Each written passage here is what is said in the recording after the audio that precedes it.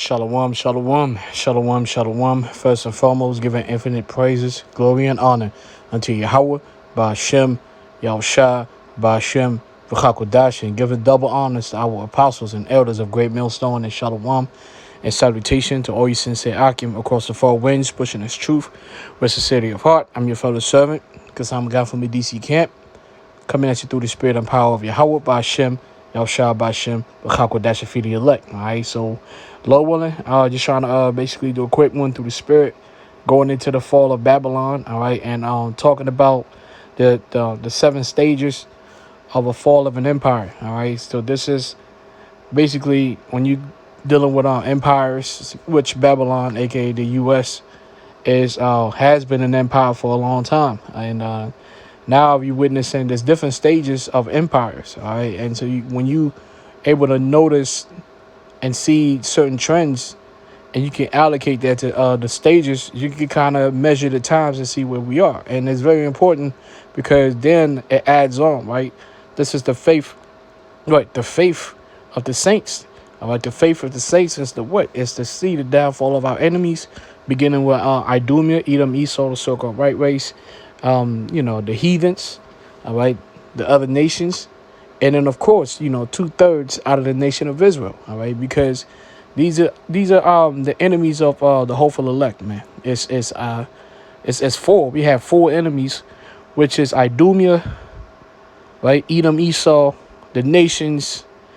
And then it's three enemies: Edom, Esau, the nations, and 2/3 out of the nation of Israel.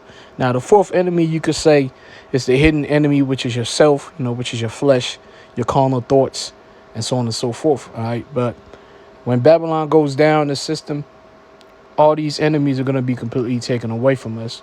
And we finally going to be able to enjoy the kingdom. So without further ado, I went basically on AI on Google, typed it in, Babylon of Revelation.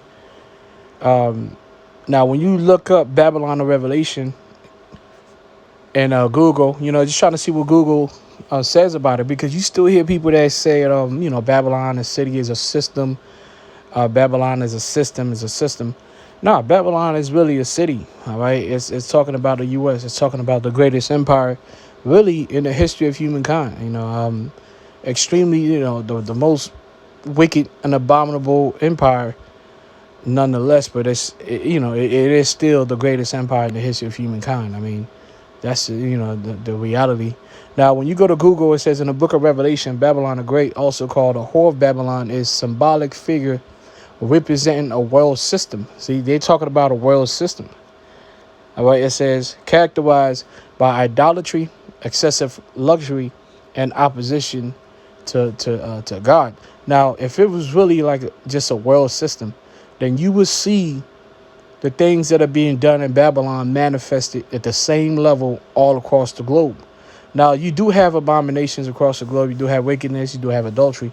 But there's a reason why the influx of wickedness is particularly concentrated in one particular land. All right. When you see abominations here in Babylon, all the nations they're not even close. All right. No nation is the close second to Babylon when it comes to wickedness. That's just the reality of it. So that's one of the reasons why it's not talking about a world system. It's talking about an actual land. Now, it says characteristics. It says the imagery. It says Babylon is depicted as a woman sitting on a scarlet beast. So it kind of gives you, goes into the scriptures. Now, this is what I wanted to go into, right? These are the different things that you hear when we talk about Babylon the Great, all right, the virgin daughter of Babylon. A lot of people still don't get it, and AI is showing you that a lot of people still don't get it. All right, it says common interpretations, all right, which the scripture said there's only one interpretation, all right, of the gospel, which the men of the Lord, the prophets, have the interpretation. Scholars and theologians have debated the literal identity of Babylon for centuries. So some of them believe that Rome, historically, many first century Christians used Babylon as a code for the Roman Empire, which persecuted them. The seven mountains she sits on, Revelation 17 and 9, are often identified as the seven hills of Rome, which that's not true. All right, the seven mountains is not talking about the seven hills of Rome. All right, the mountains right there is metaphorical. It's talking about the complete governments. It's not talking about the seven mountains. Mountains represents governments. All right, it says apostate church. Some Protestant reformers identify Babylon with the Roman Catholic Church. All right, now the Roman Catholic Church, well, the Vatican goes into the false prophet. All right, the scripture speaks about that in Revelation. All right, because that's the world's well-known largest religion is Roman Catholicism, and for centuries, Roman Catholicism has been basically looked at as the religion of God, which we know is a false prophet. It's false teachings. All right, Roman Catholicism is pagan. All right, it's a mix of pagan beliefs with Bible, and then women worship, right? Worshiping Mary, the mother of the Lord. You know what I'm saying? So this is what this is not Babylon. The Vatican is not Babylon. All right. Now you have Jerusalem. It says another view suggests it represents the literal city of Jerusalem, which the prophets often accuse of harlotry for its unfaithfulness to the Most High. That's not true. The land of Babylon, the land of Jerusalem, even the people in Jerusalem, whether it be the tiny hats, that's not Babylon. The nation of Israel as a people, we're not Babylon, but now we're located in the true Babylon of the Bible. All right, we've been captive for over 500 years. So-called Negroes, Hispanics, and Native Americans are real Jews. Now, another interpretation is little rebuilt Babylon. All right, some futurists believe it refers to an actual city. Now, these are the ones that actually get it right. It says little rebuilt Babylon. It says some futurists believe it refers to the actual city of Babylon in modern day. Nah. They got that wrong. In modern day Iraq being rebuilt as a world capital. So they got that wrong, right? So you got people that believe, and these are the different beliefs out there. You have people that believe that the scripture speaking about a Babylon that's going to come in the future and be rebuilt in the same land in Iraq, and that's just not. Again, that's off. Now this is the right one. It says modern superpowers. It says contemporary interpretations sometimes link Babylon to modern influential nations like the United States, citing parallels in global economic dominance and moral decay. You see that? Now that is the proper one. This is Babylon the Great. All right, this is Babylon the Great. So these are the different common interpretations that you got out there, and you would hear people say that. I've actually heard people say that. Different podcasts, they talk about a city, and you just like, nah, you're lost. You live right here in Babylon, and you're talking about Babylon is somewhere else. It's just a lack of understanding, not having the Holy Spirit. Now, when you go into the different stages, once you establish that Babylon is an empire, and that empire is the U.S. Now you got to look up something called stages of a fallen empire. All right, it says the stages of a fallen empire based on historical patterns studied by figures like Sir John Glubb generally involve a shift from expansion to affluence, intellect, decadence, and finally decline and collapse. All right, so these are the different stages. All right, it says Glubb's 7 stages, general patterns. So first you have the age of pioneers. All right, that's where you have the forefathers, right? Washington, Jefferson, what's some of them names? Samuel Adams, Benjamin, Andrew Jackson. So those are the pioneers, right? The people that so-called founded Babylon the Great. All right, came in and says expansion, meaning they were conquering. They came in and found the Native American Indians, which 2 different tribes. North American Indians are the Gadites, the tribe of Gad, and then Seminole Indians of Seminole descent. Those are the tribe of Reuben.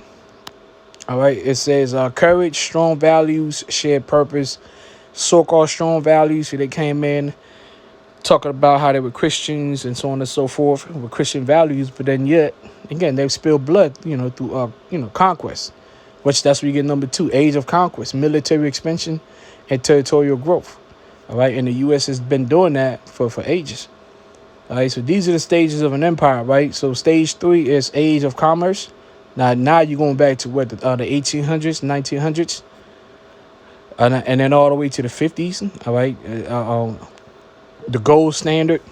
The fact that the U.S. during World War One and World War Two were the largest manufacturing. We had. I said we Babylon had the largest manufacturing industries.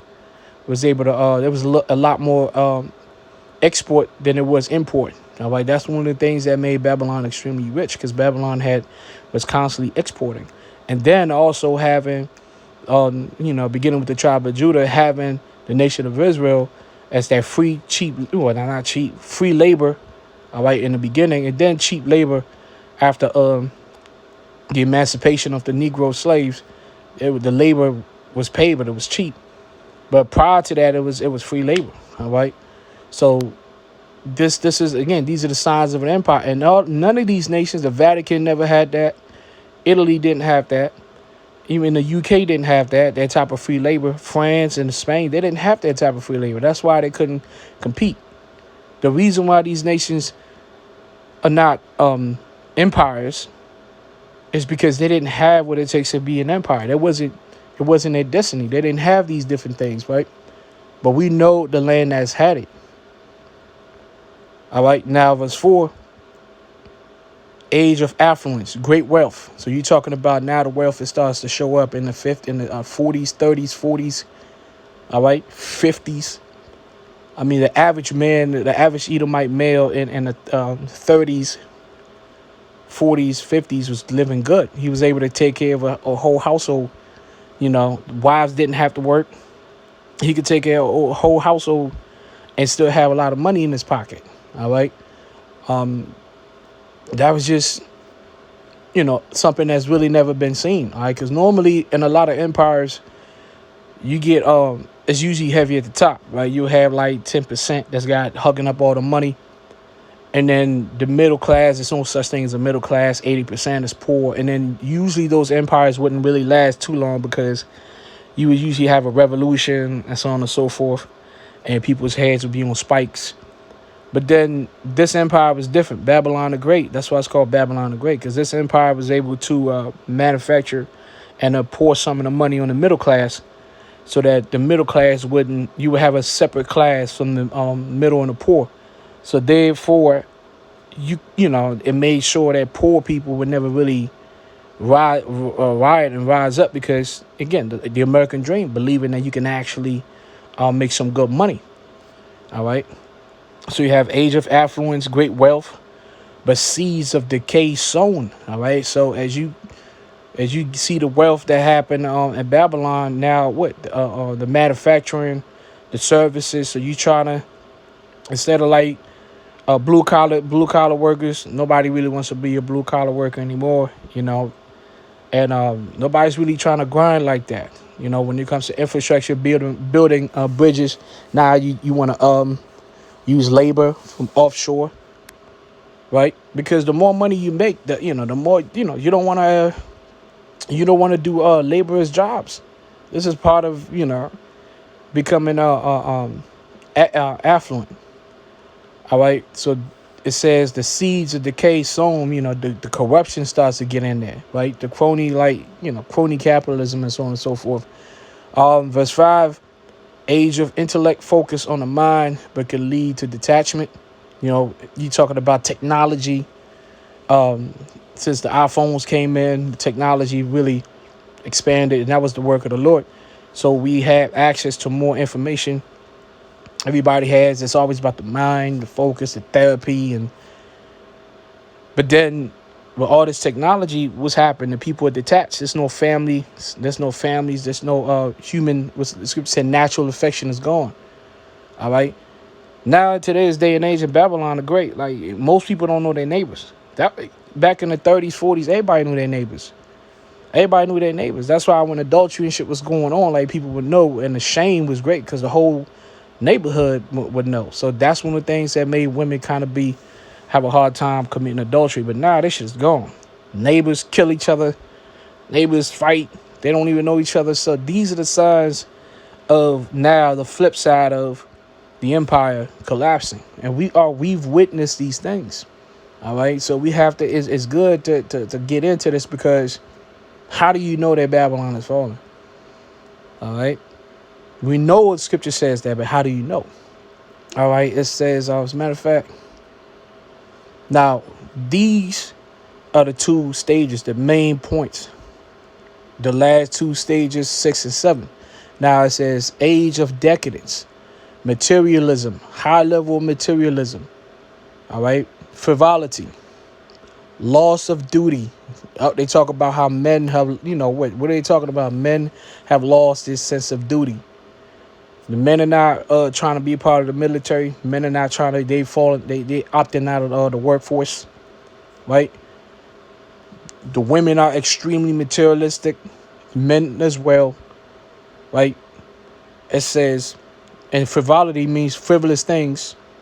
Influx of foreigners. Ain't that what we dealing with right now? Like you had Joe Biden, you know what I'm saying, and under his administration for 4 years, all he did was just open up the borders. Although Babylon always had foreigners, this was an influx of foreigners, tens of millions of foreigners just coming in. That's part of the age of decadence, and then it becomes a welfare state, right? Then verse 7, this is, so we in the midst of 6 and 7, because now you're going into the age of decline and collapse. It says pessimism. And I was just watching the news, and a lot of the so-called conservative Republican, they had hope with Donald Trump, Nero, and all that. But now what you hear is pessimism. One of them actually, I think he's part of the Alex Jones thing, and his name is Harrison Smith. I was just listening. He was just like, man, listen, I think we cooked. He basically said that. He just said, hey, man, I think we cooked, man. I think this whole Trump thing, we got. We thought something was good was going to happen with that. Now we got to go about plan B. And he was like, man, I think America's done. I think we cooked. All right. So we entering an age of pessimism, cynicism, and rapid downfall, man. So this is a final stage. All right. So as men of the Lord, as hopeful elect, man, we have to understand, where we are. So if that's why you have to constantly be glued to prophecy. All right. Because if you're not glued to prophecy and you just spent too much of your time into some like frivolous bullshit, right? You might actually be confused and think that, well, it's the downfall is really slow. Nah, the downfall is accelerating right now, man. The fraud is being exposed everywhere. Babylon's nakedness is being exposed. Babylon, the wine, is not really profitable anymore. So like it's a different time, man. It's a different time. As a matter of fact, let's go to Isaiah chapter 24. It said, Isaiah chapter 24 and 5, it says, the earth is defiled under the inhabitants thereof, because they have transgressed the laws, changed the ordinance, broken the everlasting covenant. Therefore has the curse devoureth the earth, and they that dwell therein are desolate. Therefore the inhabitants of the earth are burnt, a few men left. Let me see if I can read this in the, what's that? 6. All right. Lately, I've been reading the book in the NET. So let me start at Isaiah chapter 24. Isaiah chapter 24 and 4. The earth dries up and withers. The world shrivels up and withers. The prominent people of the earth fade away.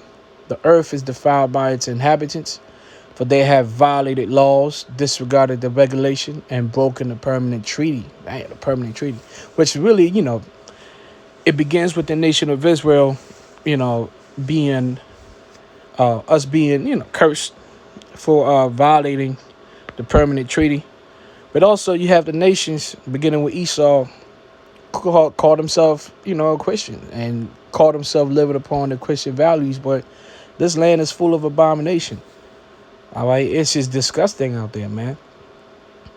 It says, verse 6, so a treaty curse devours the earth, its inhabitants pay for their guilt. This is why the inhabitants of the earth disappear and are reduced to just a handful of people. Bang. And that's going to happen as well. When the Third World War comes, a lot of people are going to die. There's going to be pestilences, earthquakes. All right. Verse 7, it says, the new wine dries up. All right. The new wine is the new philosophies. The new philosophies that we've had to deal with for the past decades and centuries dealing with Babylon. All right. And what is the doctrine of Babylon is do as that will, meaning whatever the Bible tells you to do the total opposite. That is basically what it means to live like an American. It's whatever the Bible tells you to do the total opposite. And now the inhabitants of Babylon are realizing that the wine it's not working. Population is falling. The birth rate has collapsed.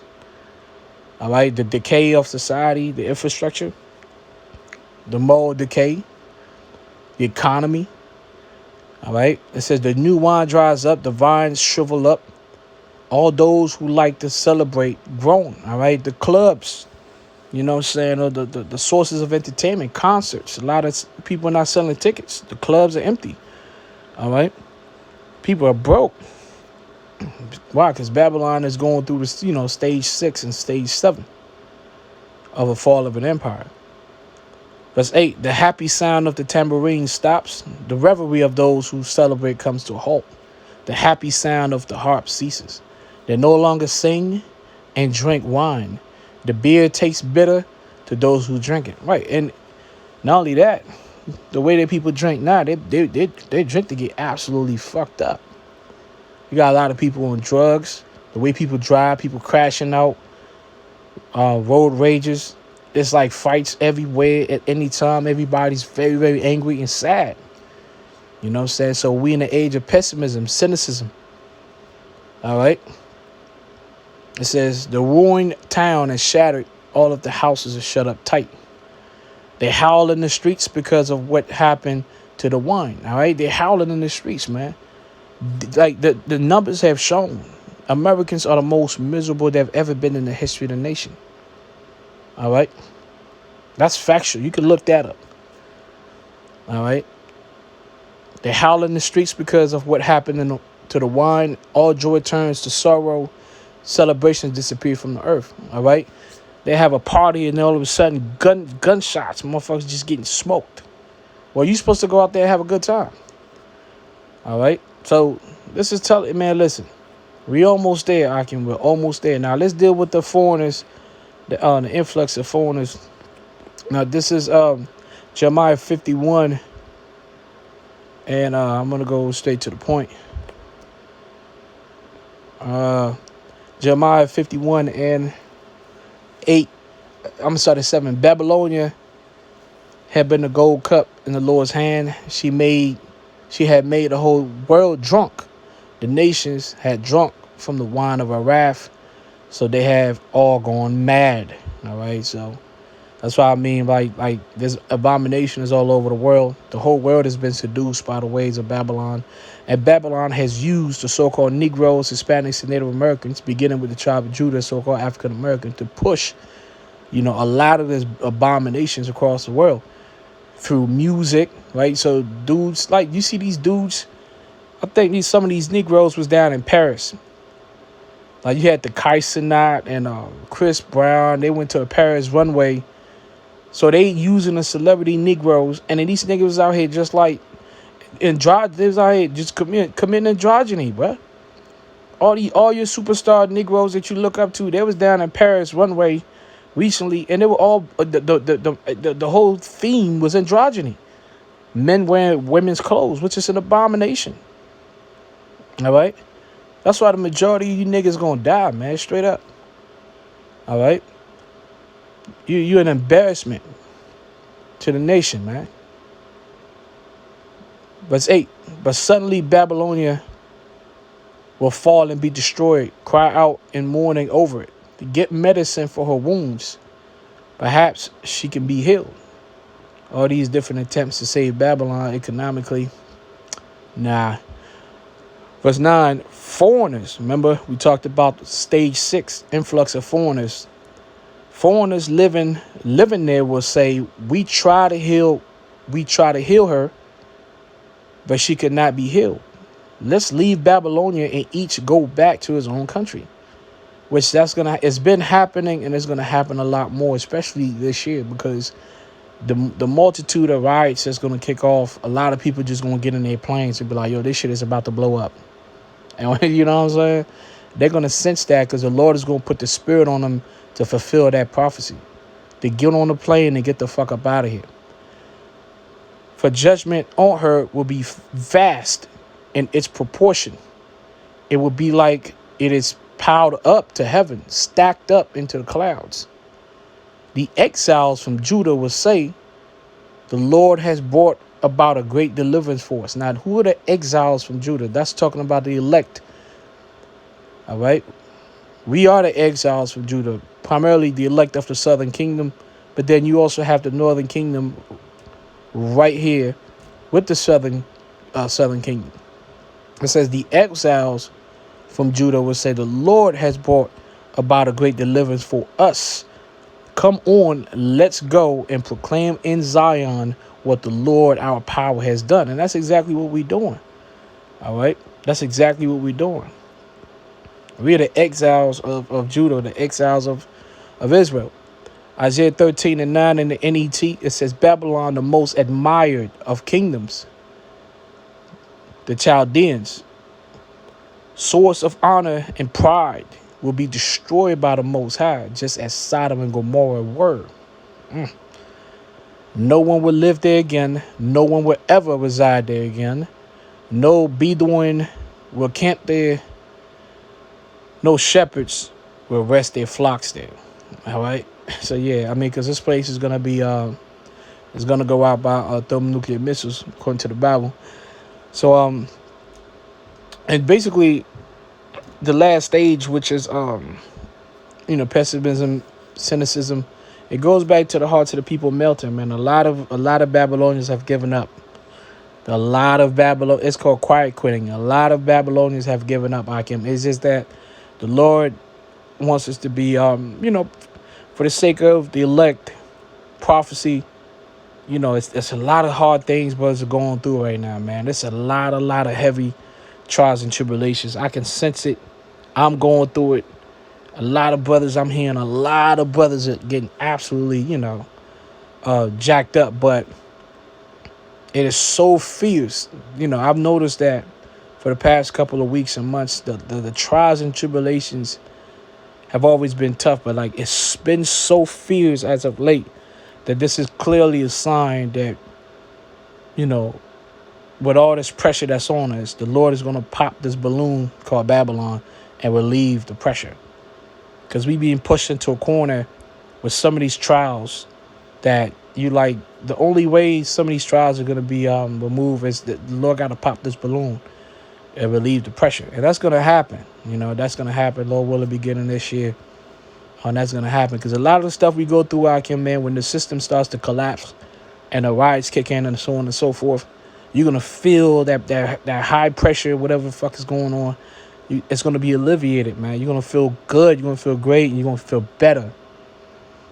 You know what I'm saying? So we just got to continue to hold on, pray for patience and long suffering.